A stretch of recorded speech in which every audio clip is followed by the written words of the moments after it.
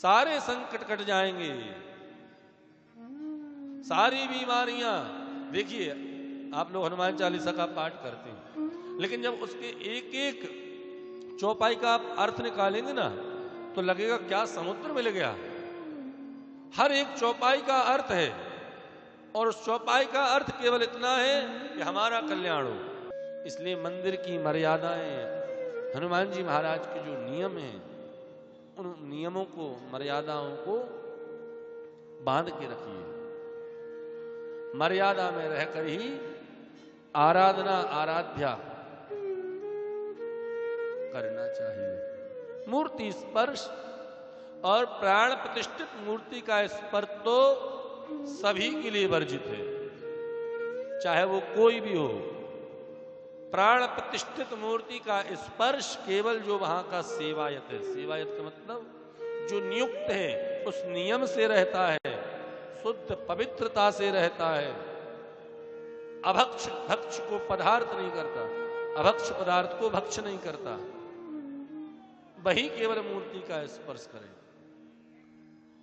भगवान इतने सुलभ हैं, और इस कलयुग में हमारे हनुमान जी महाराज तो सबसे ज्यादा सुलभ है, और हर कहीं प्रकट भी हो जाते हैं।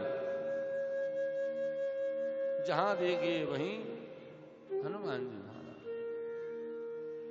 और अपने भक्तों का कल्याण करने में भी सर्वप्रथम है। राम जी के पास ले जाने वाले कोई हैं तो वो है हनुमान जी। क्यों? क्योंकि राम जी के सबसे करीब, सबसे निकट कौन है? बोले हनुमान जी महाराज।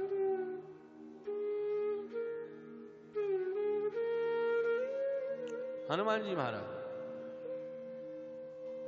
जब हनुमान जी के पास अर्जी लग जाएगी, भाई हमारी डायरेक्ट मंत्री जी से पहचान नहीं है, अगर उनके पीए से पहचान है तो पीए जाके तुरंत मिलवा देता है, चक्कर नहीं लगाने पड़ते हैं मंत्री जी के।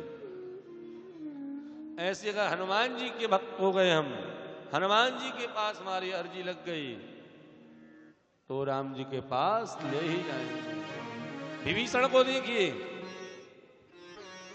विभीषण लंका में रहता था, और रावण ने जब 1 लाख मारी तो कहां आए?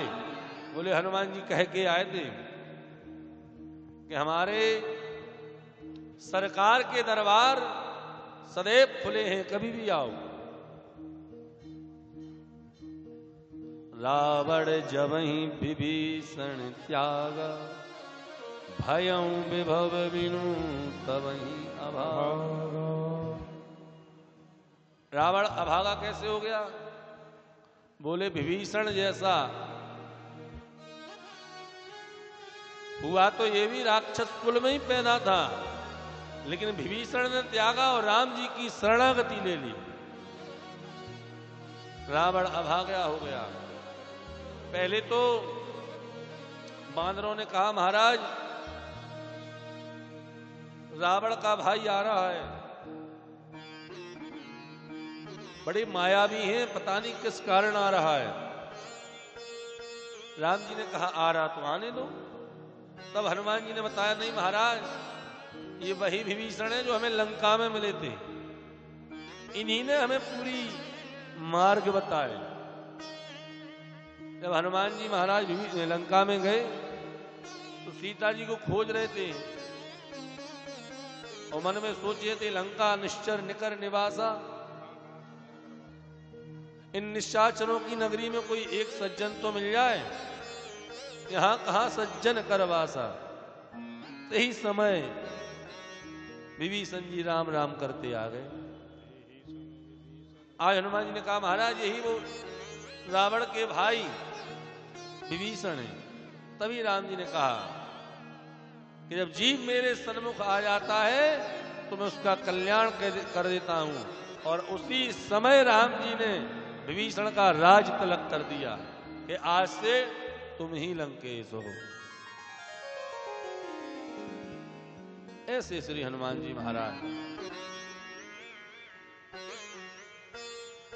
आज भी जो अयोध्या के राजा, जब भी अयोध्या जाएं, अब तो रामलला के दर्शन हो रहे हैं,